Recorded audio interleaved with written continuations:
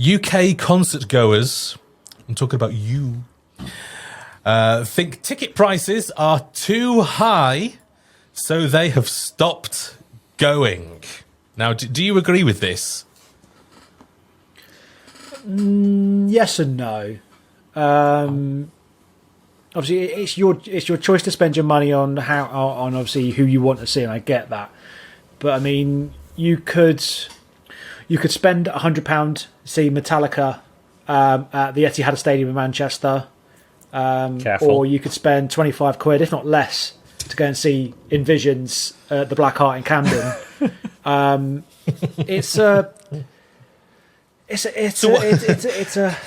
This sounds like a decision you've made, Lee. Of course it is. Of course it is.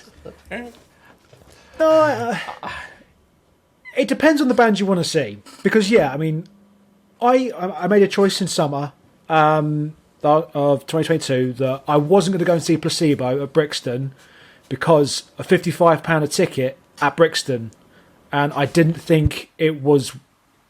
I don't think £55 was worth of the Brixton Academy. So I love Placebo, and I made the choice purely on I can't afford to spend £55 on a venue like Brixton, knowing their beers are going to be about £6-7 a pop, getting in and out of London.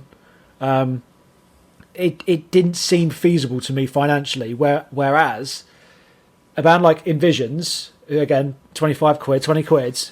Again, getting in and out of London itself is about £30 as it is.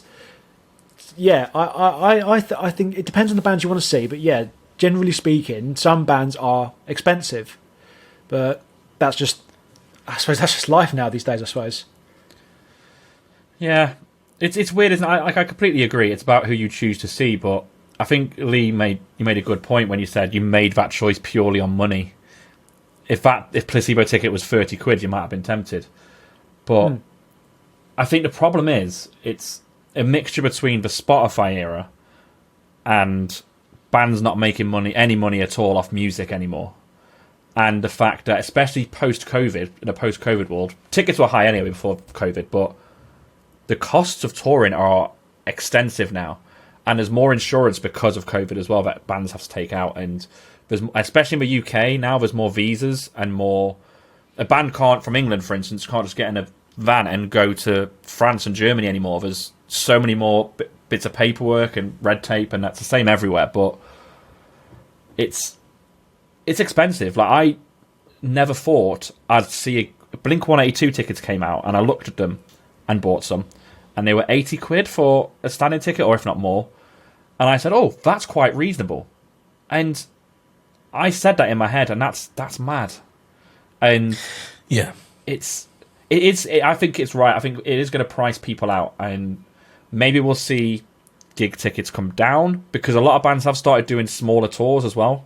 I've noticed there's a lot more academy-sized tours. Bands aren't taking their arena setups out anymore. Bands that could easily do arenas. You know, your bands that, like the last Alter Bridge tour and Ghost tour, for instance, they didn't fill these arenas.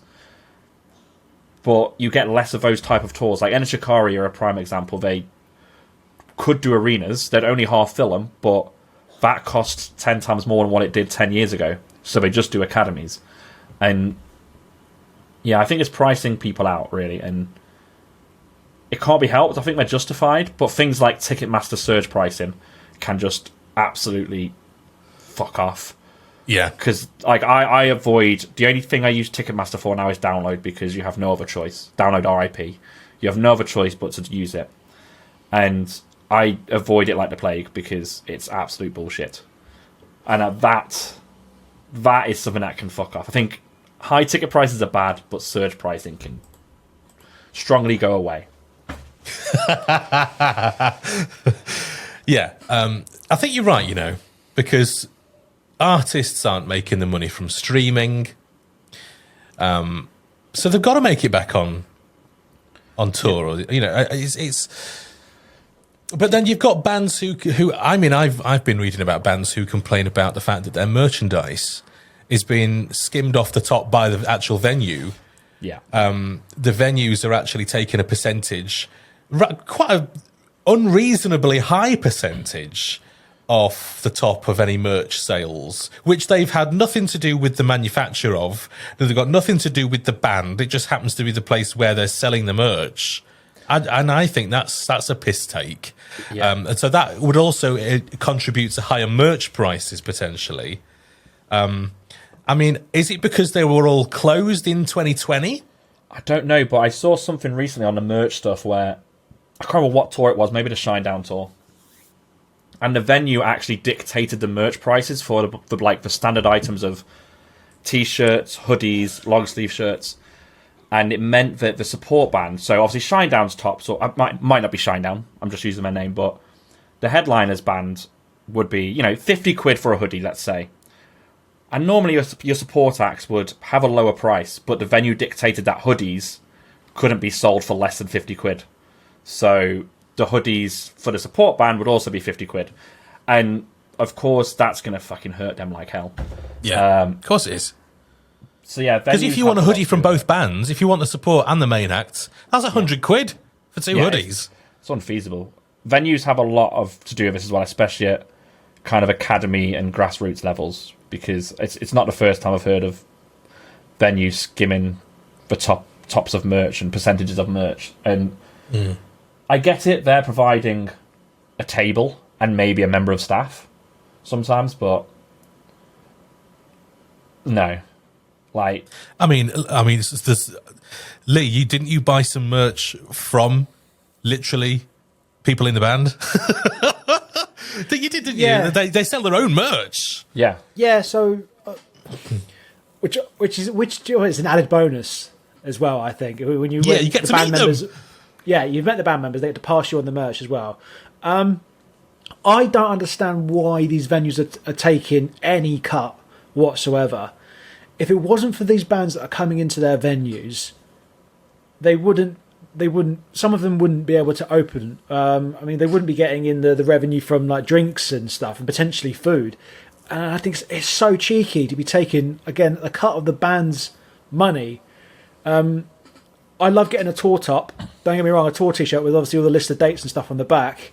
But again, I started going directly to the bands and buying them online from the band's merch store, because then at least then you know the band will get 100%, or if not a massive percentage of the money that you're spending on that piece of merchandise.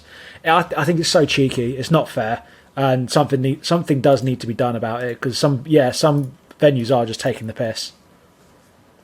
Yeah, I love merch, and I'm always up for getting more stuff to put in my cupboard. Not to wear, just to look good inside. I mean, I do wear it, but just not. You can't wear it all the time, can you? No, you can't. It makes me think twice about picking any merch up from any of these gigs, because you're wondering how much is the band actually getting, and it makes me want to go directly, like you say, Lee, to the band, to the website of the band, or to wherever, to get the official merch, because I don't want to. I mean, as much as we need venues, I think it's a real piss take.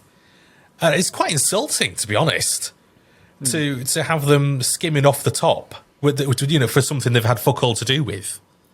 I'd be really pissed off, and I can understand the bands who are. I'd love to see the numbers behind it all. Maybe there's a reason for it. Maybe there's, I don't know.